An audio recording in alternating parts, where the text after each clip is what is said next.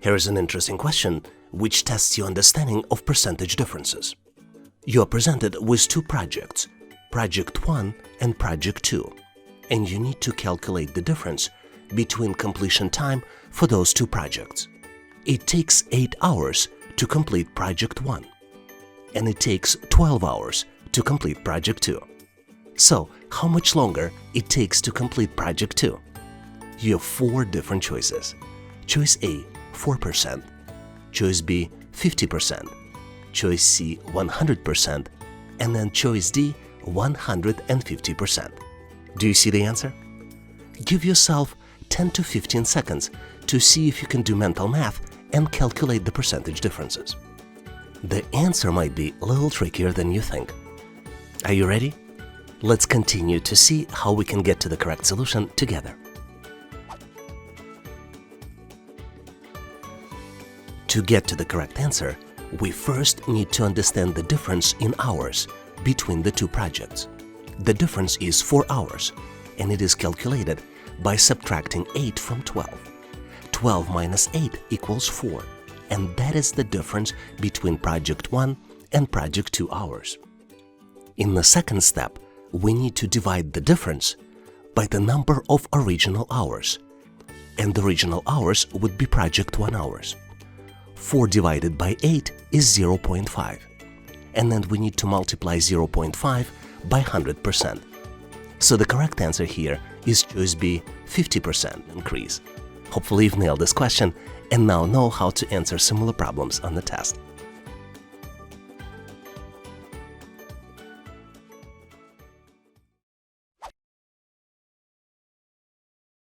Here's the cool simple question which is frequently used to test mental math capabilities. There is an unknown number you need to determine. 1 was added to this number, then 2 was subtracted from the result, and then it was multiplied by 3 and then divided by 4. The result is 6. What is the unknown number? You have 4 different choices. Choice A, 6, Choice B, 8, Choice C, 9, Choice D, 12. Can you determine the answer? Give yourself 10 to 15 seconds, maybe 20 to 30 seconds if you need more time. Ready or not, I am going to continue, reveal the correct answer as well as solution on how to solve these types of challenges. The best way to solve these types of challenges is to reverse the calculation by solving the problem backwards. So what we can do, we can multiply 6 by 4, then divide by 3, add 2 and subtract 1. And the result of these calculations is 9. Let's check to make sure it's correct, which is another good idea to do on the test. Let's put in parentheses 9 plus 1 minus 2, close parentheses, then multiply the result by 3, divide by 4, and the result will be equal to 6. So the correct choice here is choice C, 9. Hopefully you've nailed this question and now know how to answer similar problems on the test.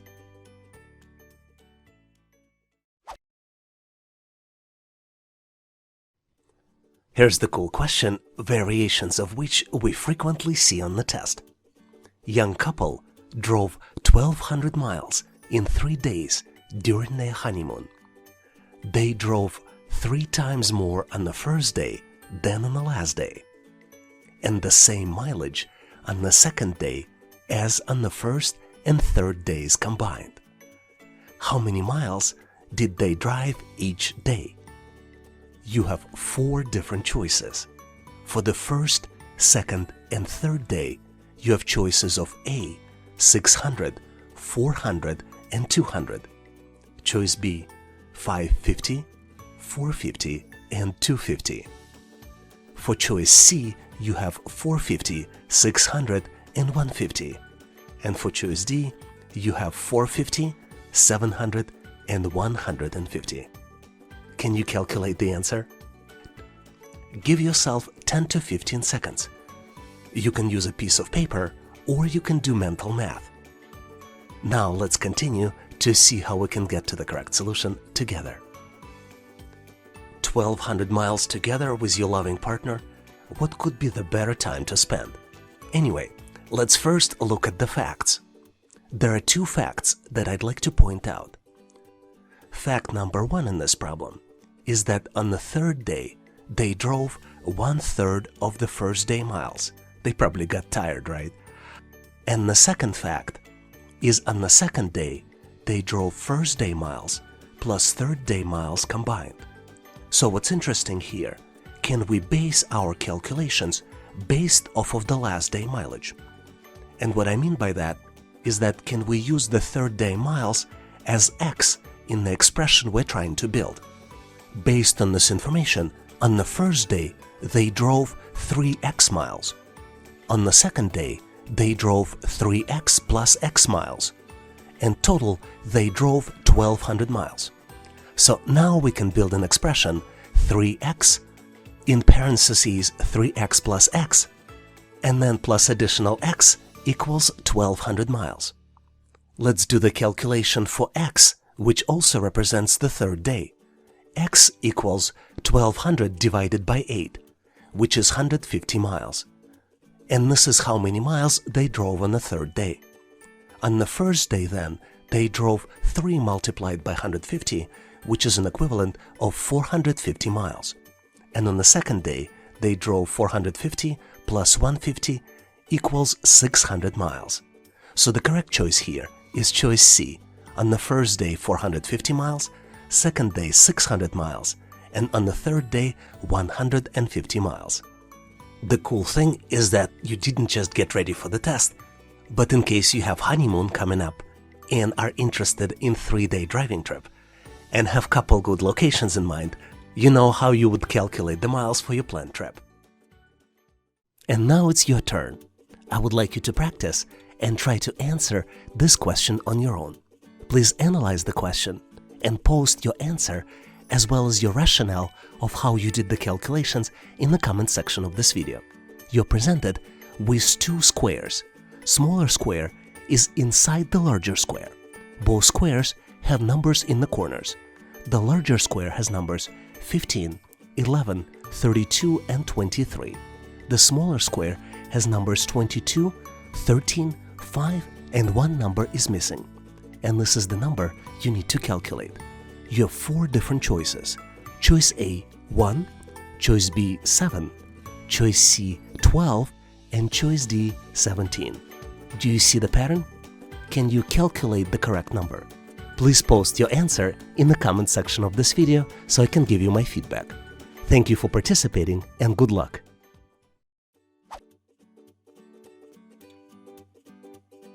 Some of you might disagree, but calculating missing numbers is one of my favorite types of questions. A lot of times, you are presented with the 3x3 matrix, typically a square, which has small squares inside. In our case, we have numbers in different colors presented in the smaller squares inside the larger square.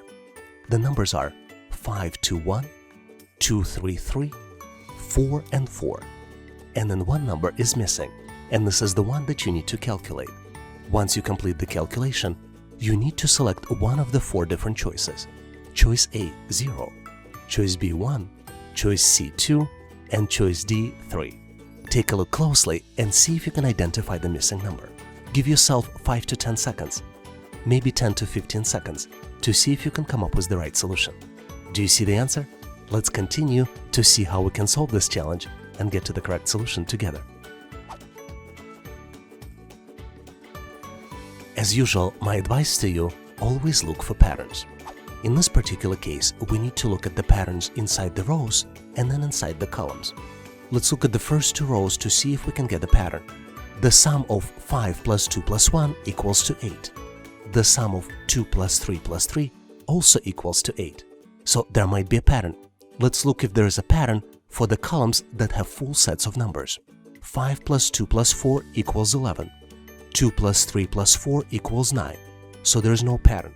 In this case, we can relatively simply use the pattern from the rows.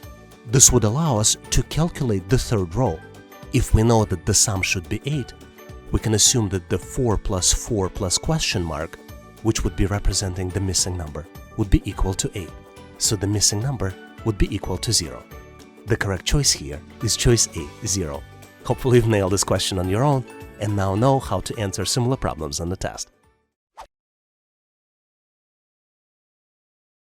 Here's one of my favorite questions because it is very frequently used in a test. You're presented with the matrix, 4 by 3 matrix. Each cell in the matrix has numbers. For example, first row in the matrix has numbers 2, 8, 7, and 6. Second row has numbers 9, 5, 9, 5. And the third row has numbers 9, 7, 4, and one number in the bottom right corner is missing. And this is exactly what you need to calculate. You can choose from one of 4 different choices. Choice A, 5. Choice B, 7. Choice C, 9. And then choice D, 11. Do you think you can come up with the answer? Give yourself 5 to 10 seconds. This is about as much time as you will get in the test. Let's continue to see how we can get to the correct answer together. The key to solve this problem is to determine the pattern. And the pattern either can be in the rows or in columns. In this particular case, let's check the columns first. And then what you see is that each column adds up to the value of 20. For example, 2 plus 9 plus 9 is 20. 8 plus 5 plus 7 is 20. 7 plus 9 plus 4 is 20 as well. We also want to check if there is a pattern with the rows. And there is no pattern, because the first row adds up to 23. 2 plus 8 plus 7 plus 6 equals 23. And the second row adds up to 28. 9 plus 5 plus 9 plus 5 equals 28. So there's no pattern. Based on this information, you can calculate the missing value in the fourth column. 6 plus 5 plus question mark equals 20. So the answer is C, 9. This is the missing value. Hopefully you figured it out and now know how to answer similar problems on the test.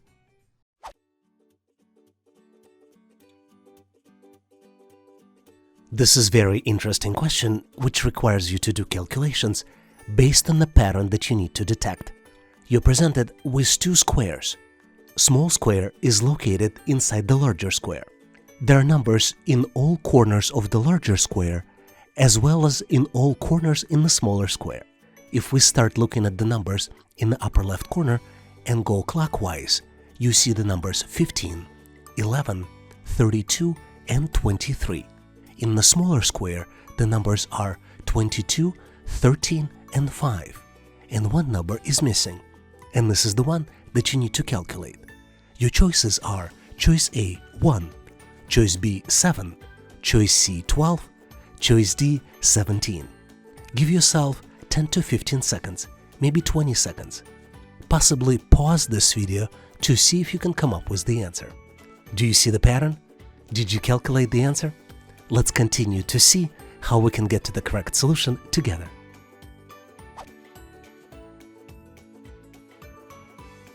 As you might have guessed, the pattern here is that the difference between numbers in diagonally opposite corners of the larger and smaller squares is 10. For example, let's look at the upper left corner. The difference between 15 and 5 is 10. If we look at the bottom right corner, the difference between 32 and 22 is 10. And the lower left corner, the difference between 23 and 13 is 10 as well. So to calculate the missing number, we need to calculate the difference between 11 and 10. And the difference is 1. So the correct answer here is choice A, 1. Hopefully you've nailed this question and now know how to answer similar problems on the test. It is guaranteed that you will get a question like this almost on any test. You're presented with different shapes, and you need to identify the missing shape in the sequence. You're presented with 4 different choices. Choices A, B, C, and D. Obviously, you need to look and identify the pattern. Do you see the pattern? Let's continue to see how we can get to the correct solution and solve this challenge together. Let me first explain you the different shapes we see on the picture. Let's start with the inside diamond. You see that inside small diamond changes the colors. We have 2 black inside diamonds, then 2 white inside diamonds, and then inside diamond in the shape 5 is also black. Do you see the pattern? Now, there is also a pattern of outside triangles. You see that outside triangles in the shapes 1 and 2 are black, in the shapes 3 and 4 are white, and in the shape 5 are black. Does it ring a bell? Doesn't give you a pattern? and then the third pattern are the sides of the larger diamond. If you look closely, you see that the sides of the larger diamonds in the first shape are black, then we have 2 white shapes, and then 2 blacks again. Let's recap. Shape 2 is the first shape in the pattern, shape 3 is the second shape in the pattern, shape 4 is the third shape in the pattern, and then shape 5 is the fourth and last step in the pattern. If you look closely at the shape 1 in the picture, you see that this represents the last shape in the pattern. So the correct choice here for shape 6 would be to select the first shape in the pattern, which is the matching answer for the choice B. So the correct answer here is choice B. Hopefully you've nailed this question and now know how to answer similar problems in the test.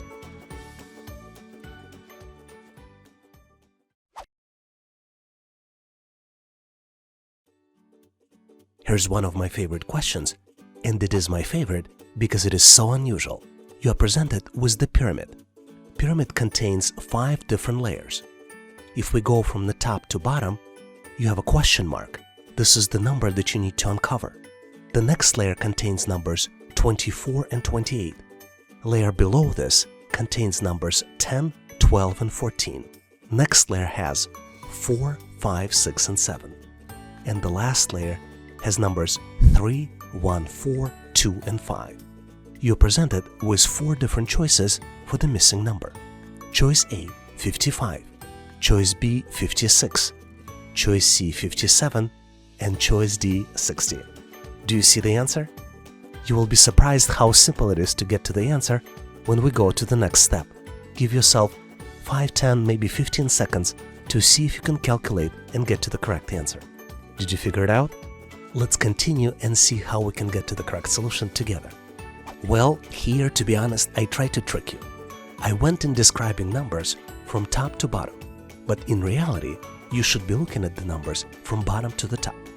If we start from the bottom row, for example with numbers 3 and 1, you see that the sum of 3 and 1 will add up to 4. But then it gets trickier. If we go from the second row to the third row, you see that the 4 and 5 does not necessarily add up in 10. 4 and 5 adds up in 9, and then you need to increment it by 1. If you go to the next layer, you need to increment it by 2. And then in the final row, you need to increment it by 3. So the correct answer here is choice 55. Let's recap. Starting with the bottom row, the sum of 2 squares results in the number in the next row. For example, 2 plus 5 equals 7. However, as each level continues, the sum increases by 1. For example, 4 plus 5, we need to increment and add 1 to get to 10. So the answer is calculated by adding up 24 plus 28 plus 3, which would be equal to 52 plus 3 and would be equal to 55. The correct answer here is choice A, 55. Hopefully you've nailed this question and now know how to answer similar problems on the test. Thanks for watching. If you like the content, please give us a like and consider subscribing. Thank you for your endorsement, support, and patronage. Please also check out additional resources in the description section of this video. I also encourage you to check resources page on our website, howtoanalyzedata.net. Please leave your feedback, corrections, or suggestions in the comment section of this video. And all the best on your journey. I'll see you in my next video.